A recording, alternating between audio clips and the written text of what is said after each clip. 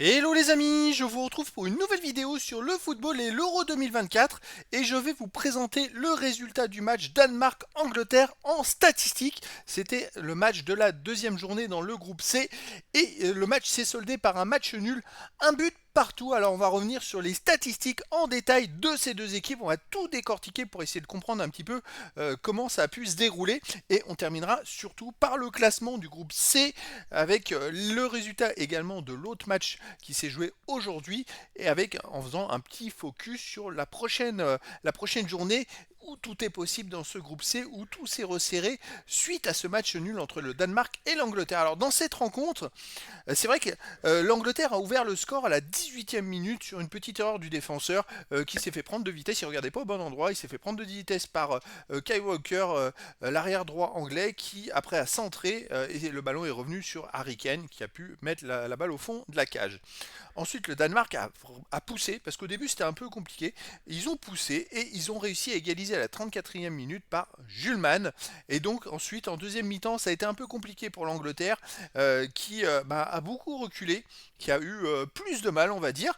Mais est-ce que les statistiques reflètent un petit peu ça? J'ai l'impression que le Danemark était peut-être plus fort, mais on va voir maintenant les statistiques. Alors les statistiques, bah, étonnamment, c'est vrai que le Danemark était peut-être plus incisif, mais d'un point de vue jeu en général, l'Angleterre a eu 54% de possession de balle à 46. Alors au nombre de tirs, le Danemark a tiré 16 fois, l'Angleterre 11 fois. Les attaques c'est pareil, 41 partout. Les corners 4 pour le Danemark, 2 pour l'Angleterre. Le pourcentage de passes réussies 88 pour le Danemark, 86 pour l'Angleterre. Bon, c'est à peu près la même chose.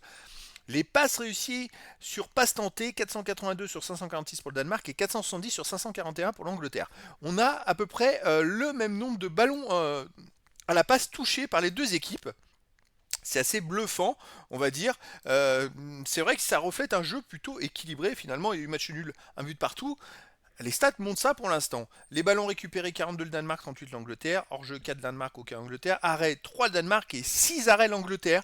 Le Danemark a été plus incisif. Les distances parcourues, 110 km, à peu près la même chose à 100 mètres près pour les deux équipes. 3 jaunes pour le Danemark, 1 jaune pour l'Angleterre. Alors, les stats d'attaque, un but hors surface pour le Danemark, un but dans la surface pour l'Angleterre.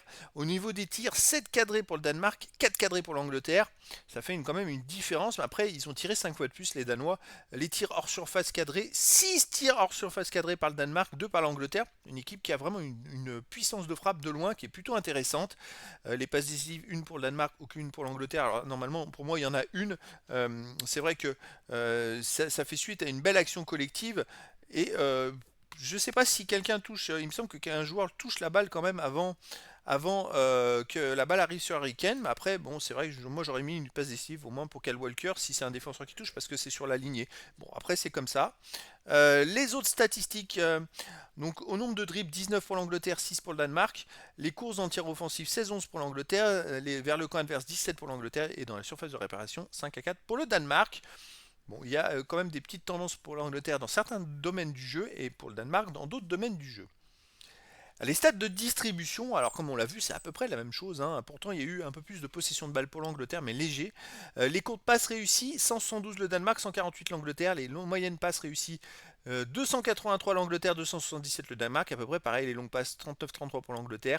Passe arrière, 99 Danemark, 105 Angleterre. Passe à gauche, 128-125 pour le Danemark. Passe à droite, 144-119 pour le Danemark. C'est à peu près la même chose. Les coups francs, alors là, par contre, 17 coups francs pour l'Angleterre, 5 seulement pour le Danemark. 11 passes dans la surface de réparation, le Danemark, 9 pour l'Angleterre. Les pourcentages de centre réussis, 6 sur 15 pour les Danois, très performants dans ce domaine, 2 sur 7 pour l'Angleterre. Les stats en défense, alors légèrement plus de ballons récupérés par le Danemark, les contres 1 pour le Danemark, 5 pour l'Angleterre, les tacles. Alors là, les Danois, ils sont très très forts dans les tacles. Je crois que j'ai rarement vu des statistiques pareilles. 20 tacles à 13 pour le Danemark, mais 13 tacles réussis sur les 20, seulement 7 ratés. C'est bien la première fois depuis le début de l'Euro qu'une équipe est positive en nombre de tacles réussis sur le nombre de tacles effectués. Ça, c'est très fort. Puis en plus, c'est pas un petit nombre. 13 sur 20. C'est très très fort. 11 dégagements sur 13 aussi réussis. Pour l'Angleterre, 13 tacles, 6 réussis, 7 ratés. C'est pas catastrophique. Et 7 sur 15 au niveau des, 7 sur 14 au niveau des dégagements. On voit que l'Angleterre a eu plus de mal dans les dégagements. Ils étaient un peu plus pressés, même s'il n'y a pas trop de dégagements. Les stats des gardiens, alors il n'y a pas de clean sheet, hein, mais quand même on peut noter 3 arrêts par le gardien du Danemark et 6 arrêts par le gardien de l'Angleterre qui sauvent le match. Voilà, les Danois ont été beaucoup plus incisifs. Sinon les fautes, 13 fautes pour les Danois et 5 fautes seulement pour les Anglais. Peu de fautes des Anglais, ils n'ont peut-être pas été assez agressifs en même temps, et ils veulent peut-être pas se prendre des jaunes et se faire suspendre pour la suite de la compétition. Et donc on arrive au classement. Alors l'Angleterre est toujours en tête dans ce groupe avec 4 points et le Danemark derrière. Et oh, j'ai un petit bug que je remets tout de suite. Voilà. L'Angleterre est donc toujours en tête et le Danemark derrière est troisième de cette poule avec 2 points. La Slovénie est deuxième. En fait, le Danemark est deuxième ex aequo avec la Slovénie avec 2 points. Ils ont tous les deux fait un match nul, 2 matchs nuls, un but partout. Et la Serbie est dernière avec 1 point. Alors dans l'autre match justement Slovénie-Serbie, la Serbie a égalisé à la 95e minute et c'est ce qui relance un petit peu ce groupe complètement parce que tout est possible.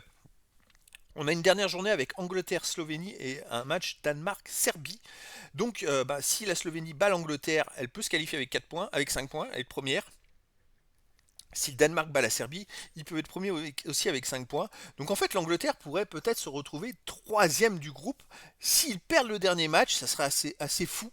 Bon, à mon avis, en ayant 4 points, il serait meilleur troisième. Parce que je ne vois pas d'autres groupes. Il y aurait beaucoup de groupes où il n'y a pas les meilleurs troisièmes. Mais voilà, l'Angleterre se qualifierait. Mais alors vraiment par la petite porte. Et être troisième, ça veut dire affronter un premier d'un autre groupe. Ça serait quand même compliqué. Après, voilà. Tout est encore possible. Dans la dernière journée, Angleterre-Slovénie, moi je les vois pas perdre les Anglais. Danemark-Serbie, je vois bien le Danemark gagner. Mais voilà, après, ce qui serait fou, c'est que les 2 matchs de la dernière journée se soldent par un 0-0. Alors, les Anglais ils seraient premiers, mais on aurait deuxième ex aequo, 2 équipes, Slovénie et Danemark, avec 3 points. Les 2 équipes auraient eu le même nombre de points, le même nombre de buts marqués, le même nombre de buts encaissés, mais n'auraient que 3 points. Donc ce qui veut dire que on prend qui pour le deuxième? On fait un tirage au sort? Ça, c'est la grosse question. Parce que alors là, si c'est le cas, ça veut dire qu'il y a une équipe qui va être tirée au sort pour les huitièmes de finale et l'autre qui n'a que 3 points. Je suis pas sûr qu'ils finissent meilleur troisième, quoi qu'avec un goal average de 0 en ayant 3 points, c'est plutôt intéressant. Mais je suis pas sûr qu'ils finissent meilleur troisième, c'est-à-dire que le troisième du groupe pourrait se faire éliminer au tirage au sort. Ce qui serait assez catastrophique comme scénario.